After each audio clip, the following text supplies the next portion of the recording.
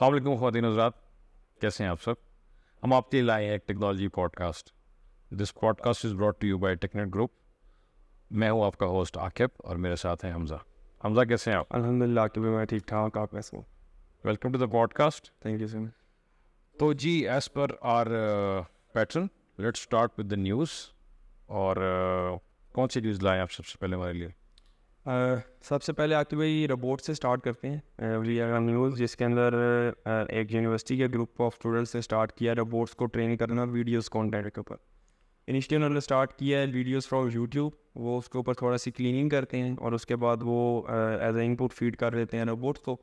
तो रोबोट्स उसके अंदर हमारे डे टू डे टास्क जैसे होते हैं, जैसे डोर ओपनिंग वगैरह हो गया, कोई ग्लास उठाना है या कोई एक जनरल पर्पस से स्पेसिफिक पर्पस से हट के एक जनरल पर्पस रोबोट ट्रेनिंग की तरफ फॉलो काम कर रहे हैं। तो उसके अंदर काफ़ी तेज़ी से उन्होंने शुरू करा है। बेसिकली वीडियो को वो क्लीन इस तरह से कर दें कि उसके अंदर वुमेन इन्वॉल्वमेंट जो होती है उसको एक्सक्लूड कर देते हैं। उसके फ्रेम्स ऐसे जिसके अंदर बहुत ज़्यादा ह्यूमन इंटरेक्शन हो रही होती है उनको एक्सक्लूड कर देते हैं और फिर वो उस डाटा के ऊपर ट्रेनिंग करते हैं रोबोट को। और उसकी अभी तक वो इस तरह की ट्रायल्स भी कर रहे हैं जिसके अंदर वो किसी भी एक लाइव इन्वायरमेंट के अंदर रोबोट को मतलब ले जाते हैं और उसके बाद उसकी पिक्टोरियल डाटा के ऊपर उसको ट्रेनिंग देना शुरू कर देते हैं। मतलब वो रीड करता रहता है अपने आसपास के इन्वायरमेंट के ऊपर से। जैसे भी उन्होंने रिसेंटली एक ट्रायल किया था, एक बास्केटबॉल कोर्ट के अंदर लेके गए थे उस रोबोट को और वहाँ पे उसने बास्केटबॉल पास कर रहे थे एक दूसरे को। एंड आफ्टर अ वाइल उन्होंने फिर वो रोबोट के साथ करना शुरू किया। तो रोबोट ने रिवॉर्ड बेस्ड लर्निंग के ऊपर उस बास्केटबॉल को पहले उसने नीचे से कैरी करना शुरू किया कोर्ट से, फिर उसके बाद उसने पास ऑन करने की शुरू कर दी।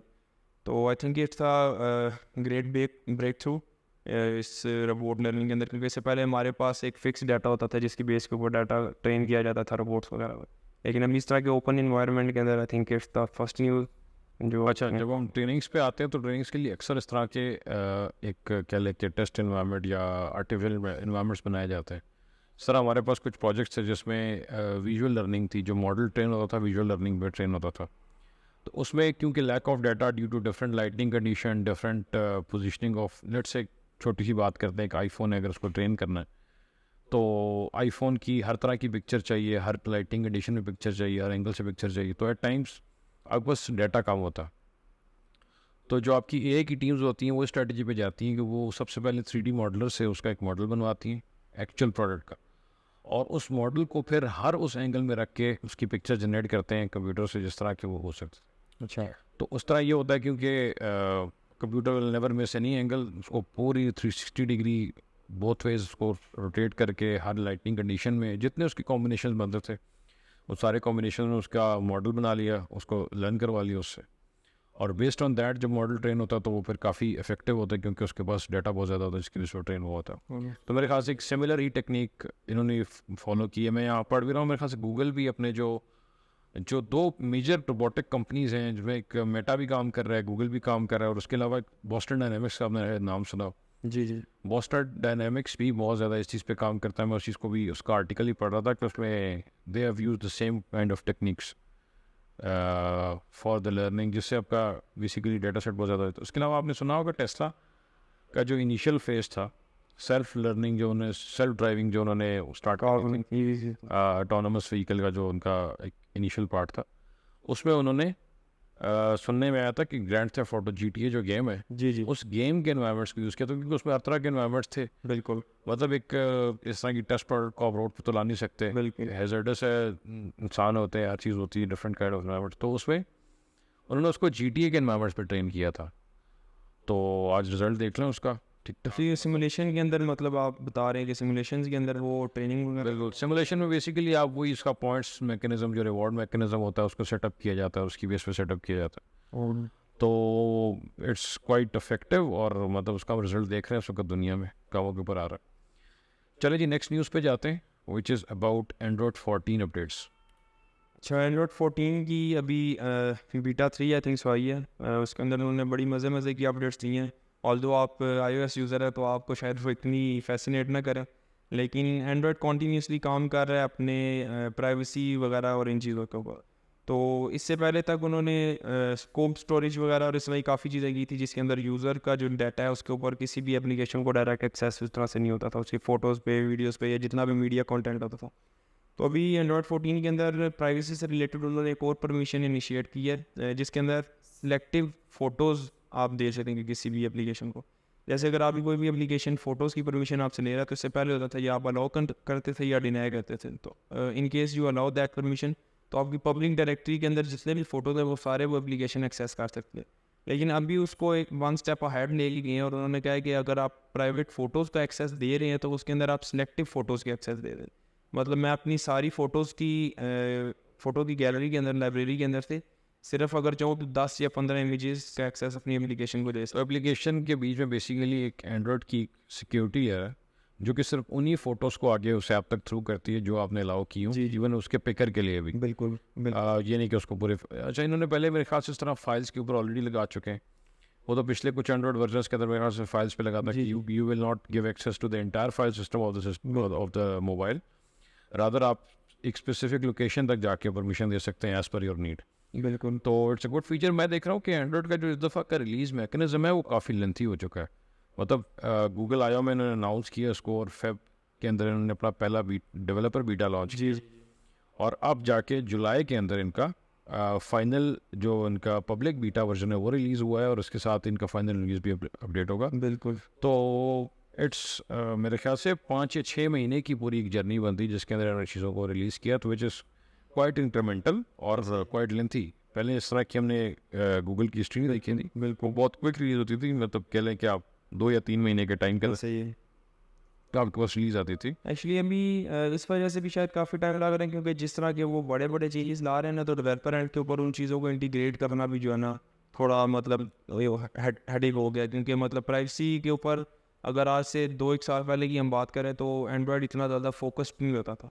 लेकिन अभी इतनी तेज़ी से इवॉल्व करना शुरू हो गया है कि मतलब उन चीज़ों को एग्जिस्टिंग एप्लीकेशंस के अंदर इंडल्ज करना काफ़ी जो है ना वो एक टास्क बन गया है। तो शायद इस वजह से वो थोड़ा सा टाइम दे दे के रिलीज़ कर रहे हैं चीज़ें, बीटा के अंदर लेके आते हैं, डेवलपर के अंदर लेके आते हैं, ताकि डेवलपर कम्युनिटी जितनी भी उन चीज़ों को अडॉप्ट कर ले टाइम के साथ। बिल्कुल ठीक है, क्योंकि ये मेरे ख्याल से अपने ऐप स्टोर के ऊपर भी ऐसा ऐसा वार्निंग्स देते हैं कि ओवर द टाइम अपनी ऐप को कंपेटेबल कर लें, बिल्कुल। Which is a good move. और हम आहिस्ता आहिस्ता मेरे ख्याल से एंड्रॉयड में जो एक मेजर मसला था जिससे लोग डरते थे वो प्राइवेसी था, और उस प्राइवेसी की काफ़ी चीज़ें ऑलरेडी रिजॉल्व कर चुका है एंड्रॉयड। नेक्स्ट हम आते हैं नेक्स्ट न्यूज़ के ऊपर, विच is about Samsung Z Flip series.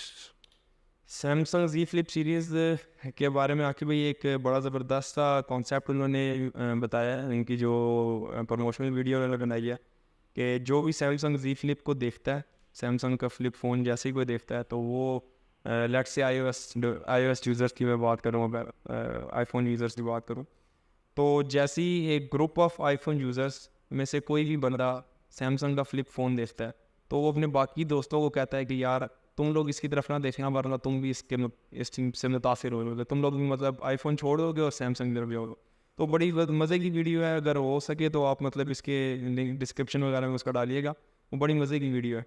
तो बेसिकली काफ़ी हाइप दी है इन्होंने अभी अपनी फ्लिप सीरीज़ को। इससे पहले भी मतलब फ्लिप फ़ोन्स वगैरह इनके आ थे, लेकिन अभी Z Flip के साथ इन्होंने बड़े मज़ेदार किस्म की फ़ीचर्स दिए। अभी इन्होंने जो अपनी स्क्रीन है, जो फ्लिप के बाहर वाली स्क्रीन है, उसका साइज़ बड़ा किया है। उसके अलावा उसके अंदर काफ़ी सारे मतलब अच्छे अच्छे कंट्रोल्स वगैरह दिए हैं, कैमरा के इन्हांसमेंट वगैरह भी लेके आए हैं।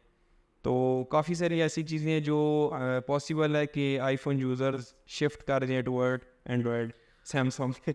ये तो मुश्किल ही है क्योंकि इकोसिस्टम की वजह से बहुत लोग बाइंड हुए होते हैं, लेकिन मेरे ख्याल से इन्होंने अपनी गैलेक्सी अनब्लैक इवेंट जो उसका 2023 का आ रहा है उसमें आ रहा है मेरे ख्याल से। बिल्कुल। तो इनके मेरे ख्याल से 2 इवेंट्स होते हैं एक साल के अंदर। एक इनका मेजर इवेंट होता है जिसके अंदर अपनी ये गैलेक्सी सीरीज़ की मेन डिवाइस को लॉन्च करते हैं, जो गैलेक्सी फ्लैगशिप सीरीज़ है इनकी, टैबलेट्स वगैरह जो मेरे ख्याल से उसका S23 अल्ट्रा है इनका। और दूसरा जो इवेंट होता है वो ये गैलेक्सी फोल्ड, Z Flip और फोल्ड के बारे में होता है। जी, ये भी अच्छा, देखा जाए तो इनकी 5th सीरीज़ है, ये काफ़ी मेच्योर कर चुके हैं इस चीज़ को इस वक्त। ये जब 1 से स्टार्ट किए थे उसमें काफ़ी सारे ग्लिचेस थे, कभी उसका स्क्रीन का मसला आता था, कभी ये। अभी इन्होंने इस चीज़ की ड्यूरेबिलिटी इंक्रीज़ कर दी क्योंकि eight the and flip series या फोल्ड सीरीज़ के अंदर एक मैकेनिज्म हिंज का जो है वो सबसे क्रिटिकल पार्ट है, जिसको कभी वो इनका पूरा वो हार्डवेयर का कंपोनेंट ही चेंज करा दिया, जो हर दफ़ा एवोल्यूशन करते हैं। और गैलेक्सी फोल्ड 5 के अंदर जो की 5th जो इनकी सीरीज़ है, जी उसके अंदर मेरे ख्याल से काफ़ी इम्पैक्ट आएगा इस चीज़ का, और ये बड़ा जोर लगा रहे हैं इस चीज़ के ऊपर, इसको नॉर्मलाइज करने के लिए। बिल्कुल। बट इसको मेन स्ट्रीम होते काफ़ी टाइम लगेगा।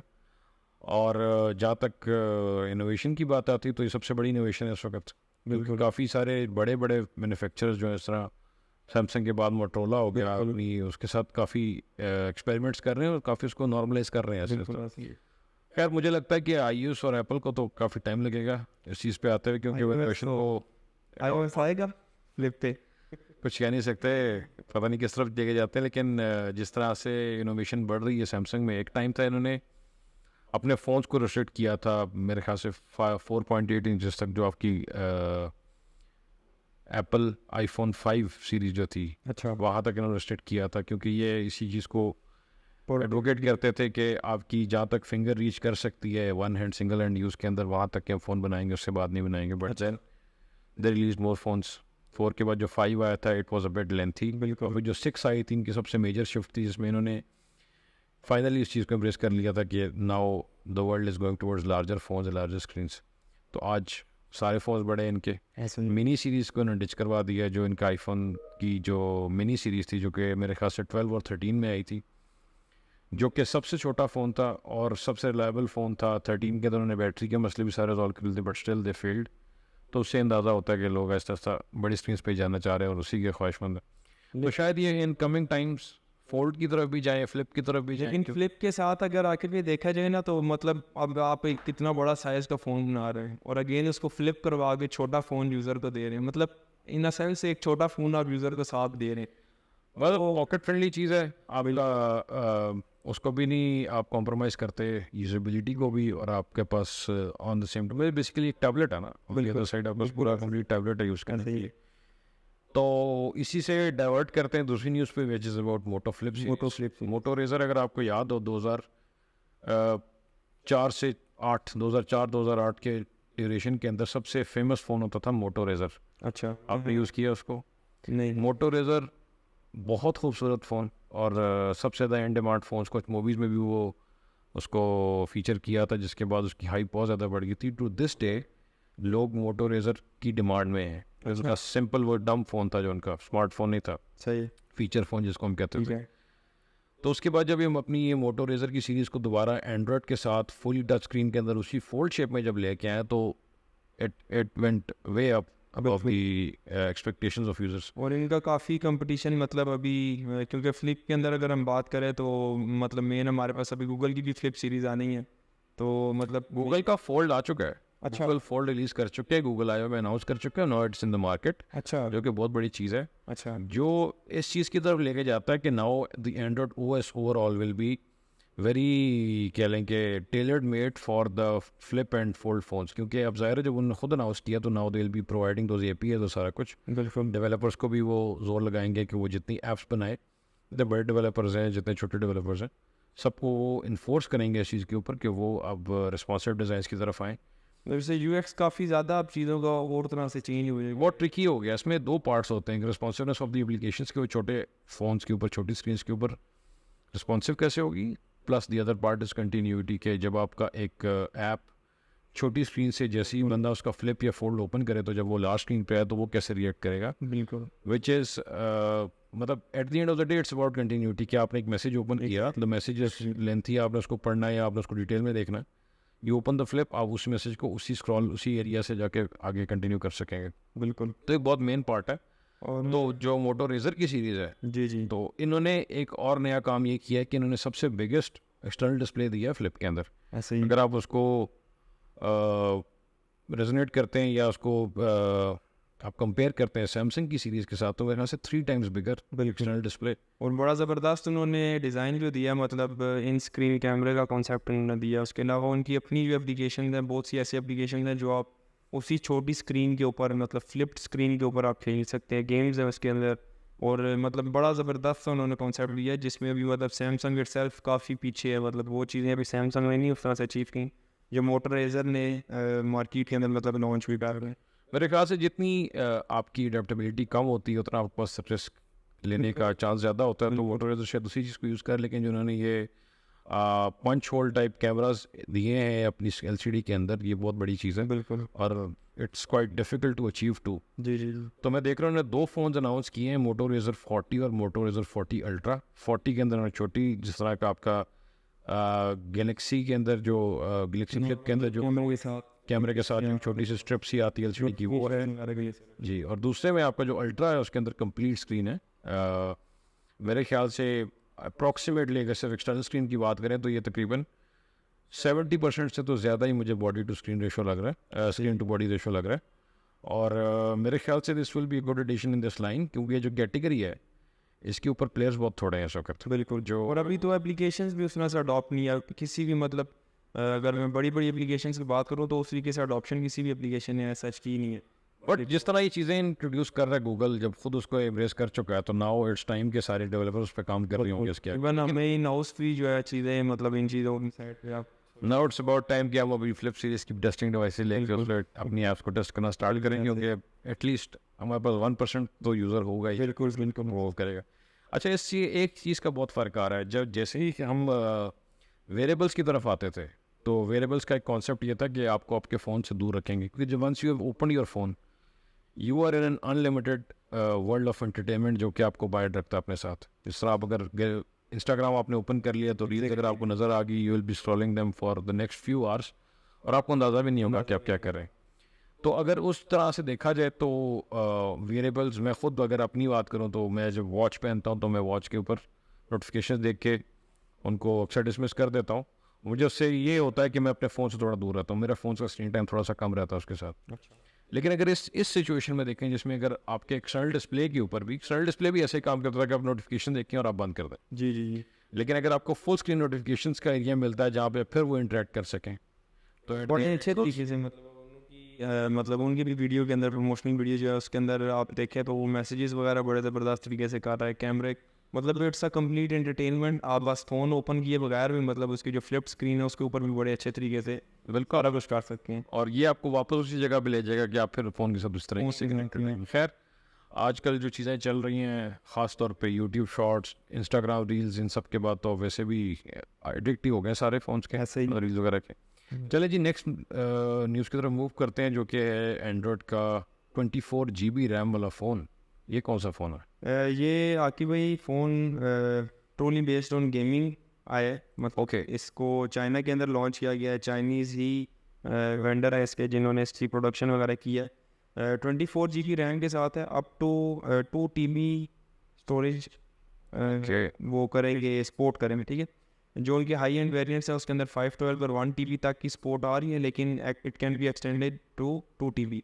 उसके साथ प्रोसेसर जो वो दे रहे हैं स्नैपड्रैगन 8 प्लस दे रहे हैं, जो मतलब अभी S23 अल्ट्रा के अंदर स्नैपड्रैगन 8 आया, लेकिन ये उसका ओवर क्लॉक्ड वर्जन है, स्नैपड्रैगन 8 प्लस।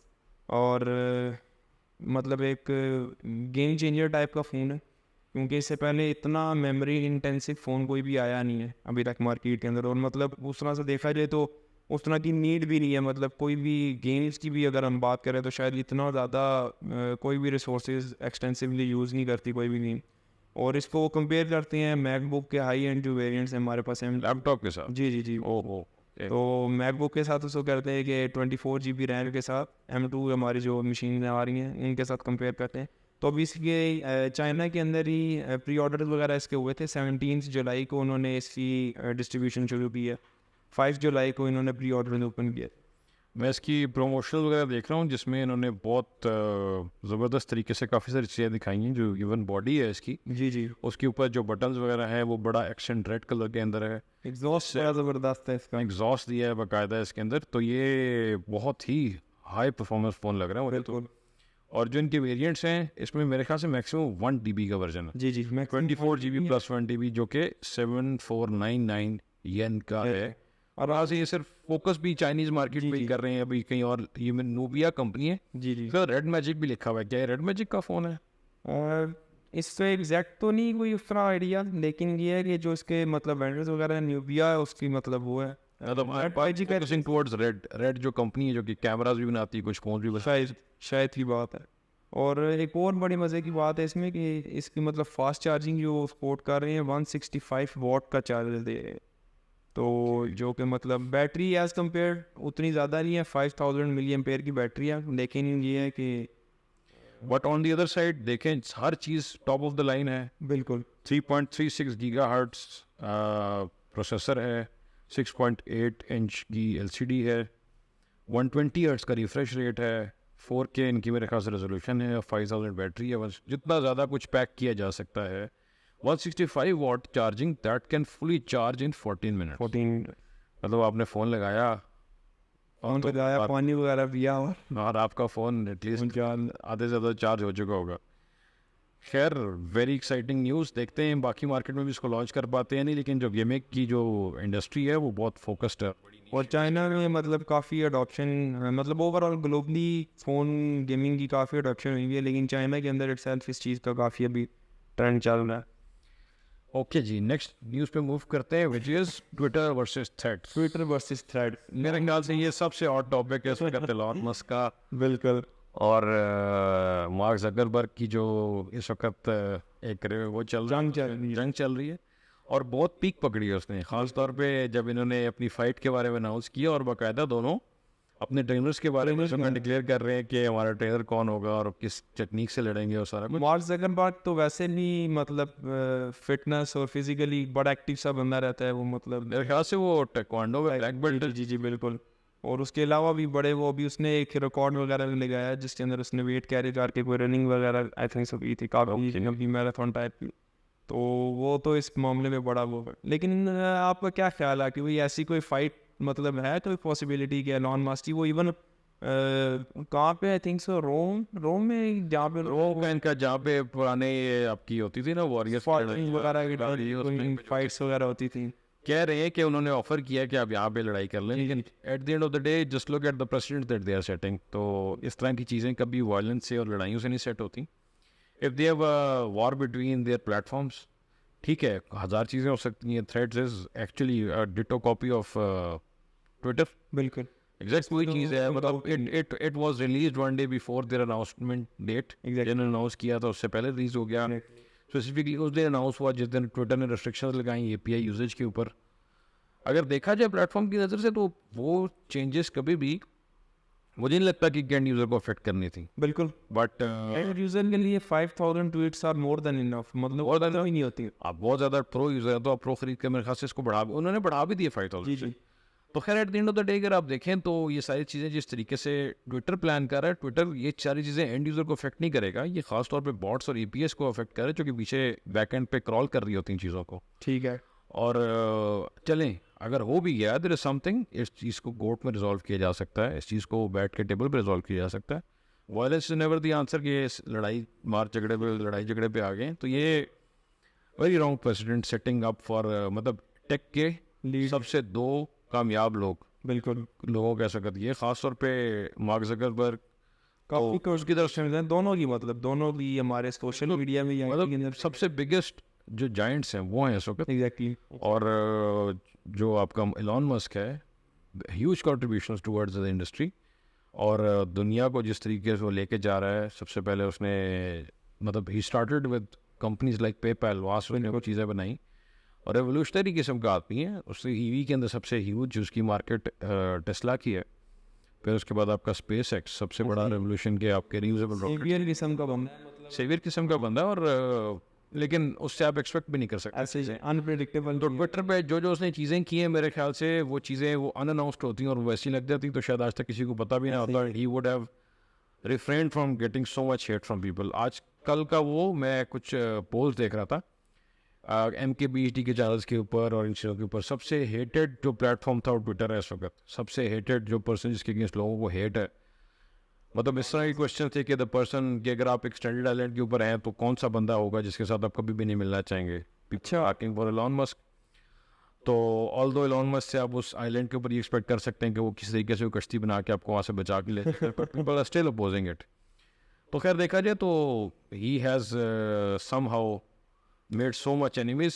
अच्छा आपका आकिब भाई क्या ख्याल है, मतलब थ्रेड्स का कोई फ्यूचर लगता है आपको एज कम्पेयर टू ट्विटर के? अच्छा, ये तो एक बड़ी वो, वैसे देखा जाए तो दोनों की ऑडियंस बहुत डिफरेंट थी। थ्रेड्स देखा जाए तो इन्होंने बनाया तो इंस्टाग्राम का एक प्रोडक्ट है जी इंस्टाग्राम की आपको लॉगिन होता है, मेटा का लॉगिन जो आपको यूज़ होता है। अच्छा, इंस्टाग्राम की यूज़र बेस और ट्विटर की यूज़र बेस में ज़मीन आसमान का फ़र्क है। मैं खुद इंस्टाग्राम का यूज़र हूँ, मैं कभी ट्विटर ये चीज़ें इतनी ज़्यादा यूज़ नहीं करता, लेकिन इनिशियल एक हाइप बनती है, आप यूज़र नेम बनाते हो, आपको एक बेसिकली एक ID मिलती है, जितनी छोटी हो आप उतने जल्दी ज्वाइन कर चुके हैं, विच एक बस यही चीज़ थी ठीक है। जिसके लिए लोगों ने बहुत जल्दी से साइनअप्स करना स्टार्ट किया। Everybody was bragging about their code कि उनको कौन से मिलियन में मिला। लेट्स से फर्स्ट मिलियन के अंदर जो यूजर्स थे वो दे वर ब्रैगिंग अबाउट कि हम सबसे फर्स्ट मिलियन यूजर्स में से। But at the end of the day I don't think so कि किसी तरफ जा रही बात। मैं कुछ लोगों को देख भी रहा हूँ कि as Threads is dead again, now they are moving back to Twitter.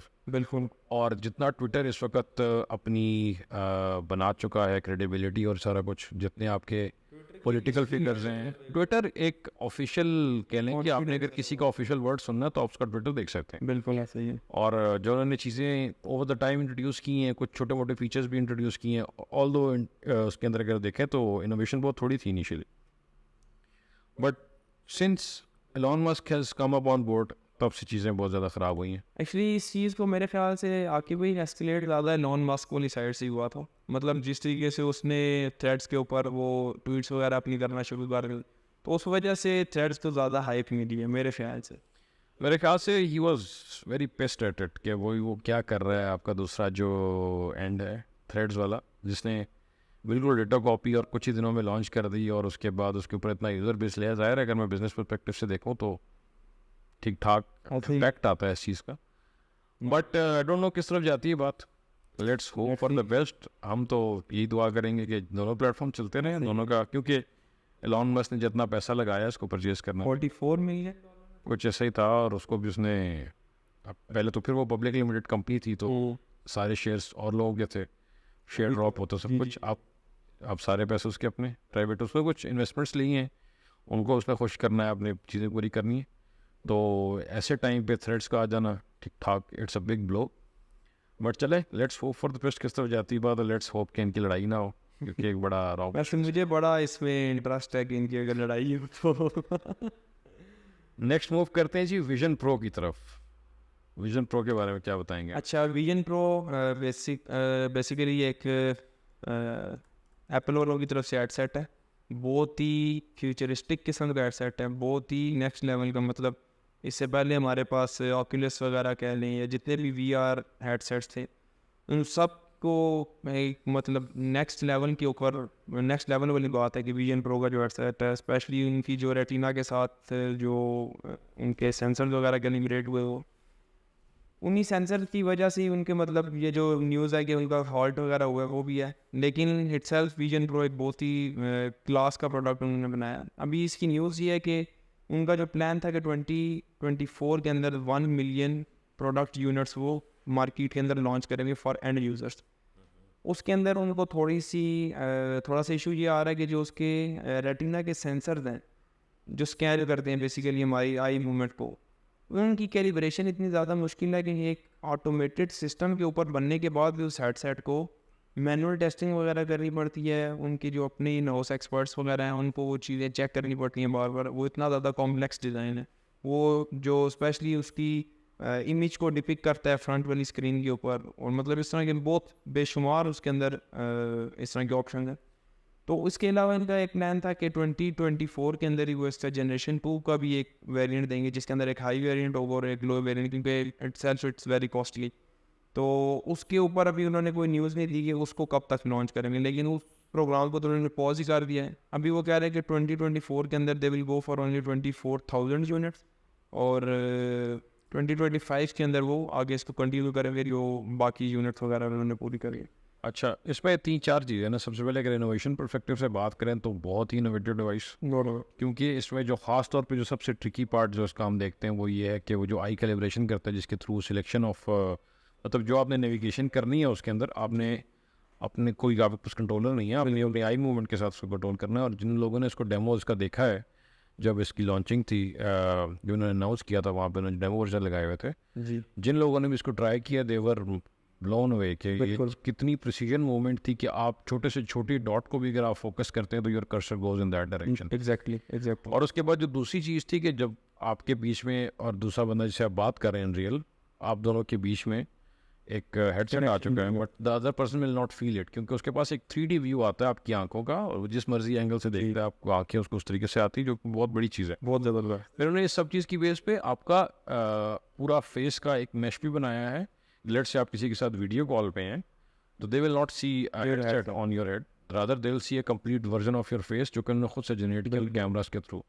लेकिन जो मेरे ख्याल से मुश्किल पार्ट है वो यही है कि जो आपका स्कल है, आपकी आई का जो सारी शेप होती है, ये बहुत ज़्यादा डिफरेंट होती है यार। बिल्कुल बिल्कुल। तो मेरे ख्याल से इनको एक यूनिवर्सल हेडसेट बनाते ठीक ठाक मसला आएगा, क्योंकि ये चीज़ें बहुत मुश्किल होंगी इनको जनरेट करनी। शायद इसीलिए उन्होंने अपनी प्रोडक्शन लाइन थोड़ी स्लो की है। लेकिन एक दूसरी साइड ये भी है कि इन्होंने जो इनका नया iOS वर्जन है उसके अंदर उन्हें एक फीचर इंट्रोड्यूस किया जिसमें वो आपको मेक श्योर करते हैं कि आपकी आइज़ के ऊपर बहुत स्ट्रेन ना पड़े।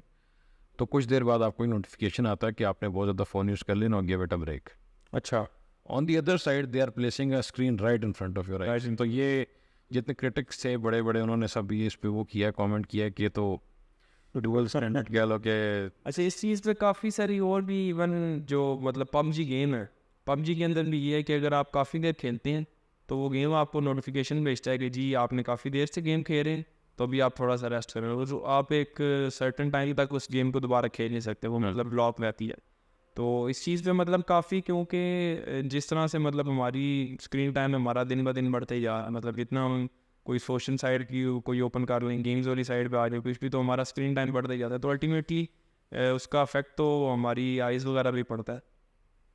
बट एट द एंड जो हेडसेट है, हेडसेट की तो ये बहुत क्लास गेम की चीज़ है। चेंजर हेडसेट है। ऑकुलस वगैरह बहुत पीछे रह जाएंगे, एग्जैक्टली। लेकिन उनको यूज़ केसेस को करना है, कॉमन करना है। जो 24,000 मेरे ख्याल से इनके यूनिट्स जो रिलीज़ होंगे, जी जी। मेरे ख्याल से सारे डेवलपमेंट पर्पज़ के लिए होंगे, क्योंकि ज़ाहिर है जब कोई नया बंदा विजन प्रो लेगा, $2500 की एक डिवाइस लेगा, तो he has to have some apps in it rather के वो सिर्फ बैठा हो कोई अपनी फ़ोटोज़ देख रहा है और वीडियो कॉल्स कर रहा है। ऐसा तो नहीं होगा, उसको कुछ तो चाहिए।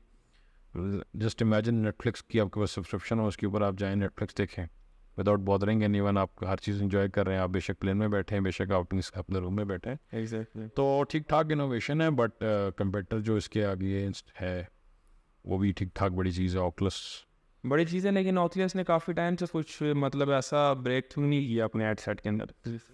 मार्केट थोड़ी सी मेरे ख्याल से थोड़ी सी डाउन हो चुकी है इसकी, लेकिन अब इसके रिलीज़ के बाद ये मार्केट फिर से एक पीक पकड़ेगी, क्योंकि एप्पल की बहुत कल्ट फॉलोइंग है। वो जो इकोसिस्टम के लोग होते हैं they fall for it anyways, जो ऐसी मर्जी चीज़ हो। अच्छा। वो उसको बहुत डिटेल में फॉलो करते हैं। तो मुझे लगता है कि जैसे ये आएगा ऑकुलस की मार्केट भी चढ़ जाएगी दोबारा से, नेक्स्ट सी। और मेटा और ये सारी चीज़ें जो उन्होंने उस वक्त इंट्रोड्यूस की थी फर्दर नेक्स्ट फेज पे जाएंगी। Let's move ahead. GPT-4 and GPT-3, इसके बारे में क्या न्यूज़ है आपके पास? अच्छा, GPT-4 की जनरल अवेलेबिलिटी उन्होंने अनाउंस कर दी है। थोड़ा सा पहले मेरे दोनों का कंपैरिजन बता देता हूँ आपको कि GPT-3 के अंदर सिर्फ textual based data input output की बेस्ड से चलता था। ओके। अभी GPT-4 के अंदर इमेज ही भी सपोर्ट में बताते हैं कि आप इमेज इनपुट भी दे सकते हैं, और आपको इन रिस्पॉन्ड GPT भी इमेज वगैरह के अंदर दे देगा। लेट्स से मैं उसको क्यूरी करता हूँ मुझे इस तरह के इमेजेस वगैरह, तो उस तरह के इमेजेस भी मुझे प्रोवाइड कर देगा। अदर देन दैट GPT-3 के अंदर हमारे पास 3000 वर्ड की क्यूरी लिमिट थी, 3000 वर्ड की इनपुट जा सकती थी। अभी GPT-4 के अंदर they have extended it to 25,000 words. आप 25,000 वर्ड्स की इनपुट दे सकते हैं इसको।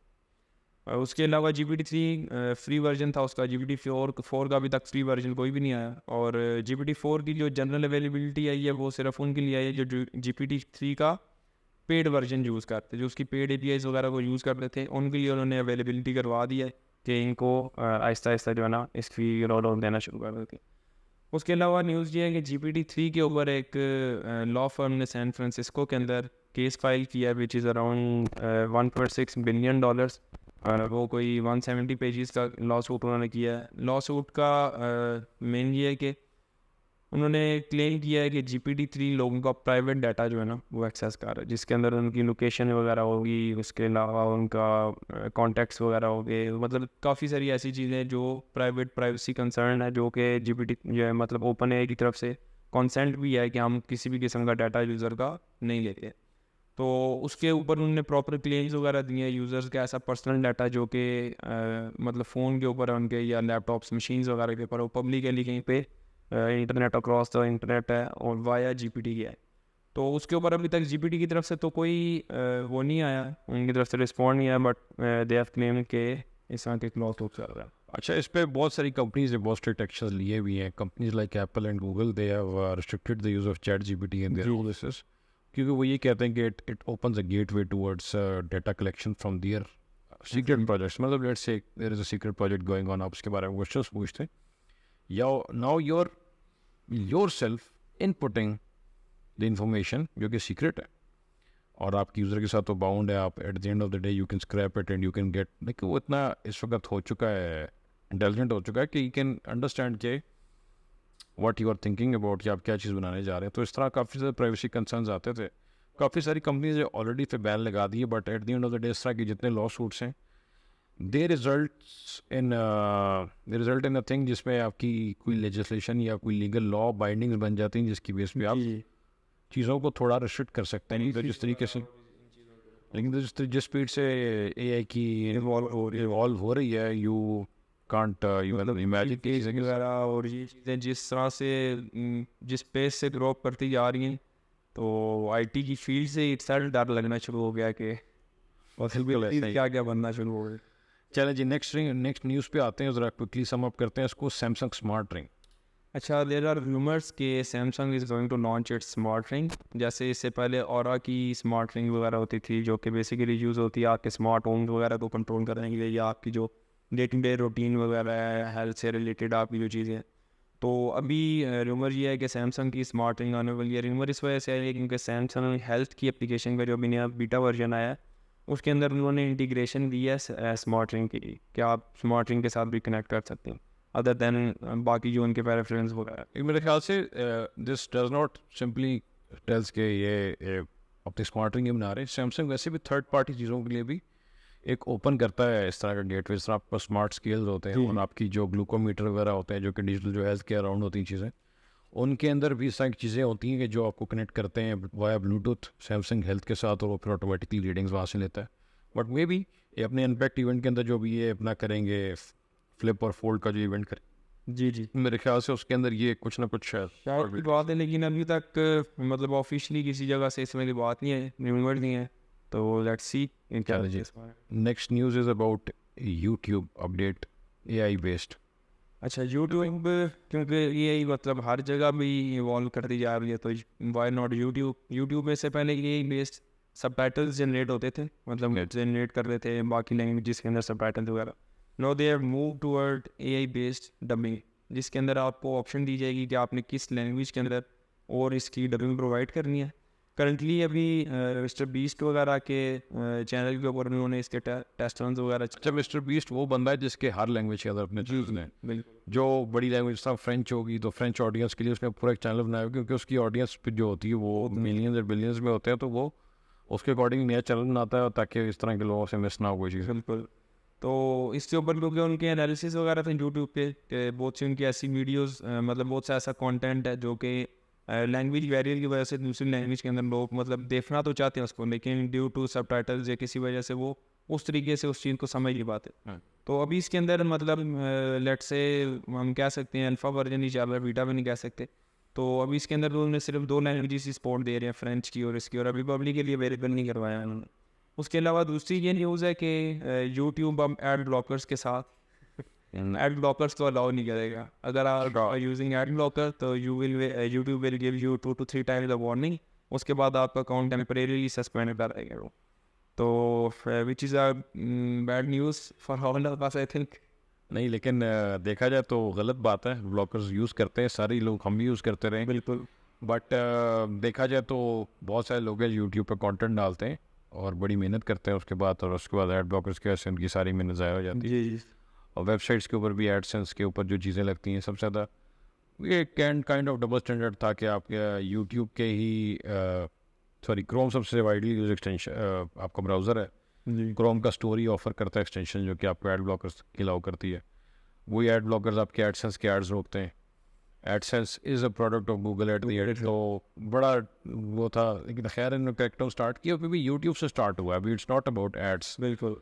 तो अभी इसका पे मतलब सारों के ऊपर नहीं, कुछ मतलब सेलेक्टेड अकाउंट्स वगैरह जिनके ऊपर चल रहा है. मतलब मेरे अपने जानने वाले कुछ हैं जिनके पास एड ब्लॉकर के साथ चल रहा है, कुछ के पास नहीं चल रहा. तो अभी ये भी मतलब उनका एक टेस्टिंग फेज के अंदर ही चल रही है ये चीज़, लेकिन may be in coming days इनकी जो एक पेड सब्सक्रिप्शन है यूट्यूब की, उसको भी काफ़ी इन्फोर्स करते हैं जो कि वो ख़रीदता नहीं. जी. इसीलिए जो है ना ये यूट्यूब प्रीमियम है मेरे ख्याल से, जो एड फ्री है, जी इसके अंदर म्यूज़िक भी है, उसके बाद टीवी की ऑप्शन भी है, चैनल्स भी हैं, उसके अंदर काफ़ी कुछ है। शायद उसको इसकी तरफ जोर लगा रहे हैं, शायद इससे उसकी यूजेज बढ़ जाए। नेक्स्ट जी, लास्ट न्यूज़ है हमारी पॉडकास्ट की, विच इज़ अबाउट व्हाट्सएप फीचर्स। अगर व्हाट्सएप फीचर्स की मैं लिस्ट देखता हूँ तो the list is so long. बिल्कुल व्हाट्सएप काइंड ऑफ रुक ही गया था अपनी अपडेट्स पर, उसके बाद जब उसने अनाउंस किया है व्हाट्सएप सर्च बाय डेट, अभी तो बहुत ही मजे में डेडिकेटेड वीडियो मोड, फिर उसके बाद आपका वॉइस स्टेटस, फिर private audience selector, status profile rings, companion mode.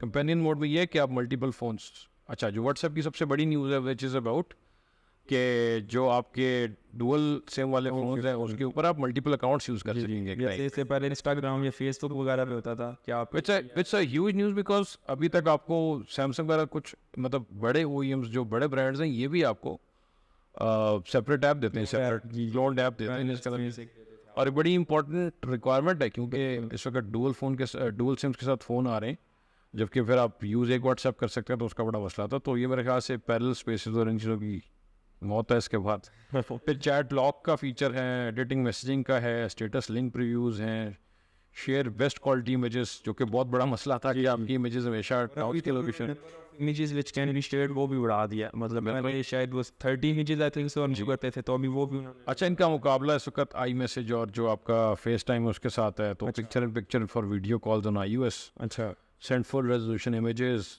इसके बाद silence unknown callers, WhatsApp channels, ये बहुत बड़ी चीज़ है व्हाट्सएप चैनल्स। तो the list is quite huge. मेरे ख्याल से हमारे पास आज की पॉडकास्ट में टाइम नहीं होगा कि हम सब चीज़ों को डिस्कस कर सकें। एग्जैक्टली मेन इसकी न्यूज़ वैसे यही थी, जो मतलब उसके मल्टीपल अकाउंट्स एक ट्रांसफरिंग उसमें दे दिया, आप अपना बैकअप किए बगैर ट्रांसफ़र कर सकते हैं फ्रॉम एंड्रॉयड टू एंड्रॉयड या एंड्रॉयड ट्रांसफ़र कर सकते हैं। ये बहुत ब्लॉकर होता था, कोई अगर चेंज कर भी लेता था iOS से एंड्रॉयड, एंड्रॉयड से iOS के लिए व्हाट्सएप एक दफ़ा बिल्कुल बहुत मुश्किल था बैकअप करना है बिल्कुल ही किसी, या तो बिल्कुल स्क्रैच से फ़ोन स्टार्ट करें तो उसमें एक चीज़ थी, other option first party option, third party में कुछ टूल्स इस तरह के। एग्जैक्टली तो मेरे ख्याल से यहाँ एंड करते हैं इस चीज़ को। We are above the 30 minutes mark जो कि हमारा एम था।